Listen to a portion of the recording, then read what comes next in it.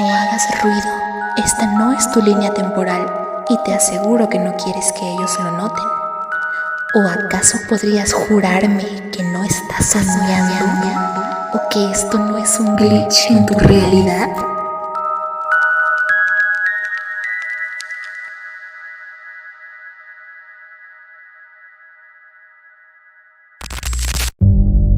Hay profesiones que no te piden ser creativo, ni dinámico ni proactivo.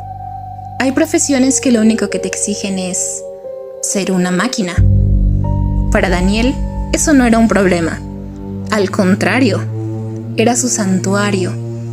Él trabajaba en el área de captura y validación de datos en el piso 14 de un enorme edificio corporativo en el centro de la ciudad. Su jornada era de las 2 de la tarde a las 10 de la noche, y su única tarea consistía en tomar miles de facturas viejas, archivos PDF escaneados y hojas de cálculo obsoletas y transcribir cada número, cada código de barras y cada RFC a un sistema interno de la empresa. Daniel tenía un orden obsesivo que rozaba lo milimétrico. Las personas con las que compartía el piso se burlaban un poco de él, pero a él no le importaba. Su escritorio era un monumento a la simetría. El termo metálico con café negro siempre a la derecha, formando un ángulo perfecto de 90 grados con la esquina de la mesa. La agenda física abierta exactamente en el día correspondiente a la izquierda y el mouse de la computadora centrado a la perfección en el pad. Para Daniel, la vida se reducía a esa repetición. Sentía que mientras mantuviera las cosas en su lugar, nada malo podría pasar. El mundo exterior podía ser caótico, ruidoso e impredecible, pero en su cubículo del piso 14, él era el rey del orden. Sin embargo, el jueves de la semana pasada, la rutina perfecta se rompió. Eran las 9:30 de la noche, ya casi la hora de salida, cuando el jefe de área pasó por su lugar. Le dejó un fajo enorme de hojas impresas sobre el escritorio. Un error en el servidor había borrado el historial de los últimos 3 meses y necesitaban que Daniel se quedara a hacer el respaldo manual. Tenía que terminar el cierre antes de la medianoche. Poco a poco el piso 14 se fue vaciando. Daniel escuchaba los pasos de sus compañeros alejándose hacia los elevadores, las risas apagándose en el pasillo, el sonido de las mochilas cerrándose. A las 11 de la noche, el silencio ya era absoluto. Imagínense la escena. Un mar de cubículos alfombrados de color gris, divididos por mamparas del mismo tono, completamente desiertos.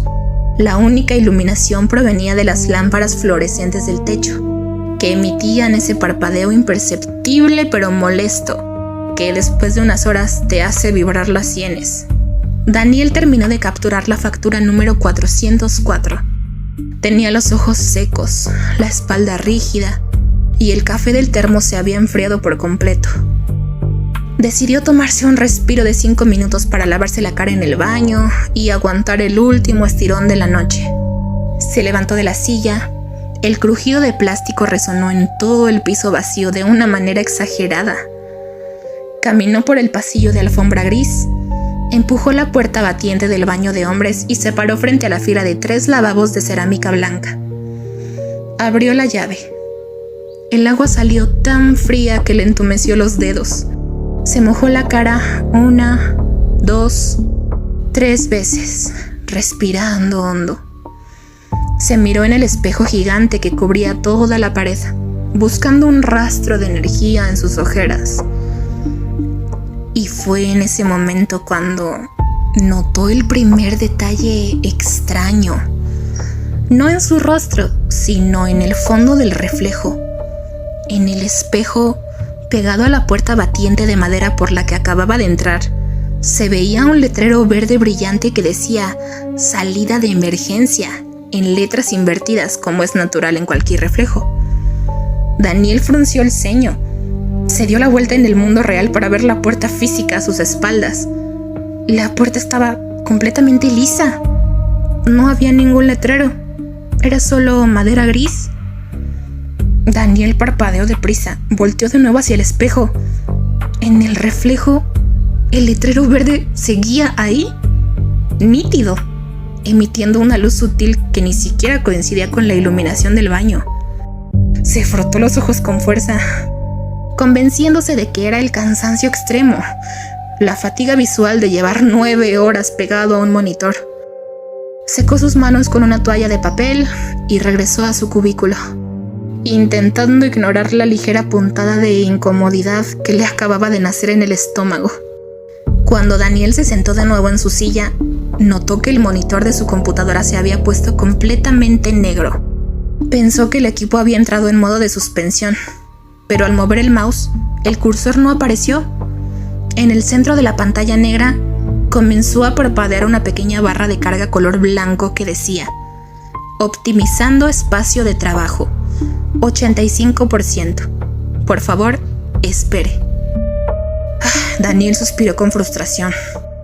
Presionó la tecla de escape, luego la combinación para reiniciar, pero el teclado mecánico parecía muerto. Las luces LED de las teclas ni siquiera encendían.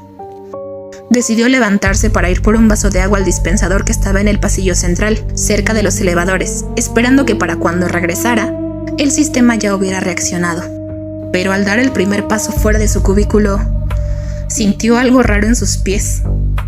La alfombra gris de la oficina, que tenía esa textura rugosa, fibrosa, un poco áspera de cualquier alfombra corporativa barata, ahora se sentía completamente diferente bajo la suela de sus zapatos. Era una sensación lisa, suave, casi resbaladiza. Daniel se detuvo y miró hacia abajo. La alfombra ya no tenía hilos, no tenía costuras, no tenía las manchas típicas de café de los empleados anteriores. Era solo un bloque de color gris plano, sólido, perfecto, como si el piso del edificio hubiera sido pintado con un aerosol digital. El suelo parecía haber perdido hasta sus propiedades físicas. Un frío repentino le recorrió la columna vertebral. Caminó a paso rápido hacia el gran ventanal del piso 14, que daba hacia la avenida principal. A Daniel siempre le gustaba asomarse en la noche para ver las luces de los autos, el movimiento de la gente que salía de los restaurantes o el parpadeo de los semáforos a lo lejos. Sentir que había vida allá afuera le ayudaba a lidiar con el aislamiento de su oficina. Empujó las persianas verticales con la mano y se asomó al vidrio. El estómago se le contrajo con tanta fuerza que sintió náuseas. Abajo no había nada. No había autos, no había calles. Los edificios de oficina de enfrente, que normalmente estaban iluminados, ahora parecían cajas de cartón gigantes de color gris, bloques geométricos masivos y flotantes sin una sola ventana, sin una sola textura de concreto o de cristal o de lo que sea. El cielo de la ciudad no era el negro profundo de la noche. Era de un color azul verdoso, plano, liso. El color exacto de las pantallas de error en los sistemas operativos de los años 90. Era como si la ciudad no hubiera terminado de cargar o algo así, y que el mundo exterior se hubiera quedado sin memoria. Daniel retrocedió 3 pasos, tropezando con un bote de basura metálico que estaba junto al escritorio de su compañera. El bote se volcó y rodó por el piso, pero no hubo ningún ruido. Daniel vio el bote golpear el suelo, vio un par de papeles salir volando, pero todo ocurrió en un silencio absoluto, sepulcral, como si alguien hubiera silenciado por completo el canal de audio de la realidad. Corrió por el pasillo gris y liso hacia la zona de los elevadores. Presionó el botón de bajada una y otra vez con el pulgar. El botón de plástico ni siquiera se sentía como plástico.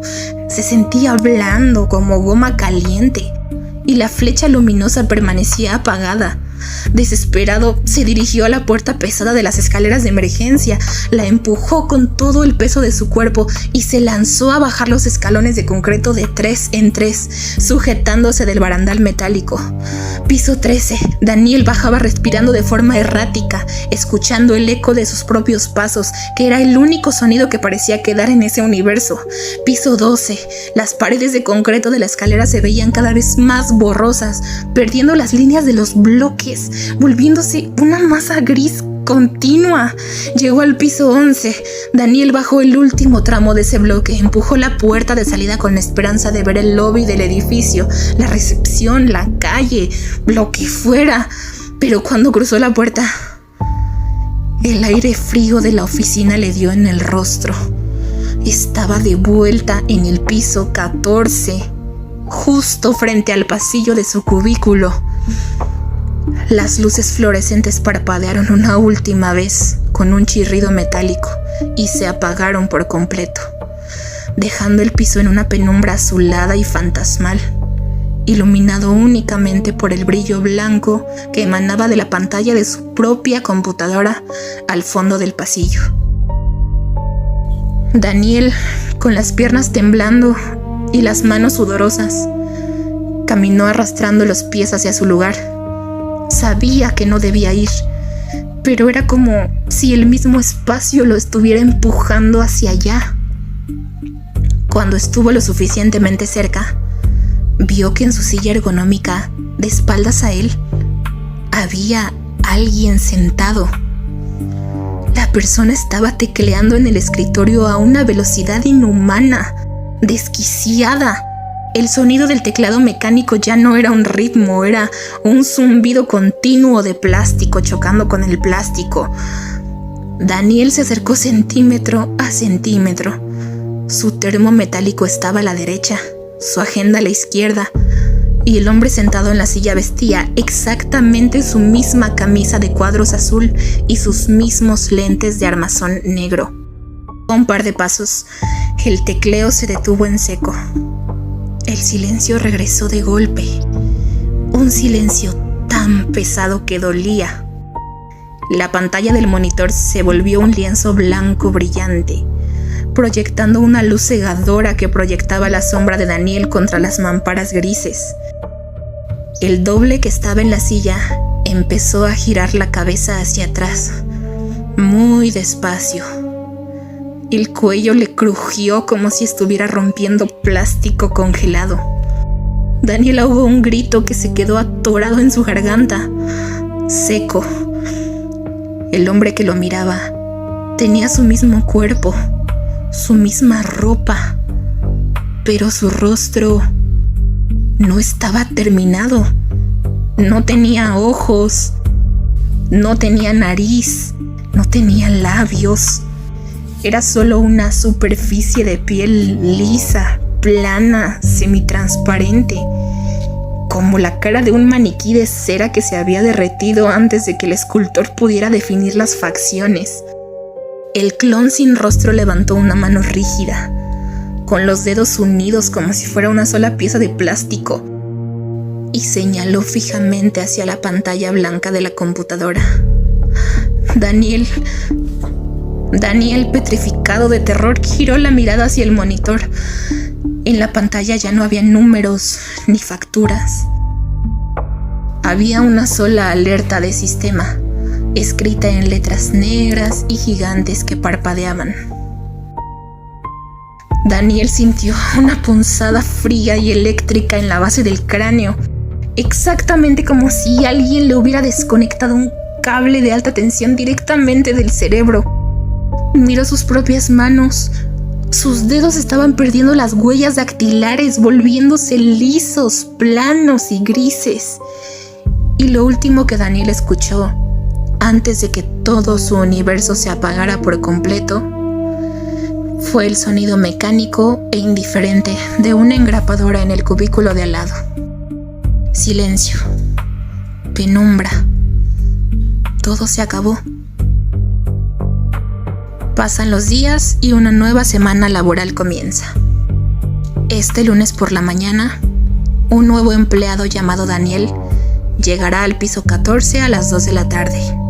Acomodará su termo a la derecha, su agenda a la izquierda y capturará la primera factura del día. Todo esto sin recordar que ya ha vivido ese mismo turno de trabajo exactamente 403 veces antes.